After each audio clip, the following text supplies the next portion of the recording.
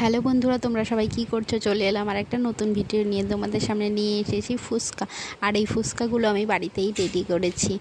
আগে এক সময় শোনা যেত যে মেয়েরাই ফুচকা ভালোবাসে, কিন্তু এখন ফুচকার দোকানে গেলে দেখা যায় যে ছেলেদের ভিড়ও কম না। আমি বাড়িতেই ফুচকা পাঁপড় এনে ফুচকাগুলো ভেজে নিয়েছিলাম। তারপর ফুচকার জল তৈরি করে নিয়েছি। এরপর বাড়িতেই আলু সিদ্ধ করে সেগুলোকে মেখে নিয়েছি। এবং ফুচকা এখন বেশিরভাগ মানুষই ভালোবাসে। যারা দোকানে খেতে চায় না তারা বাড়িতে রেডি করে খেতে পারো অবশ্যই।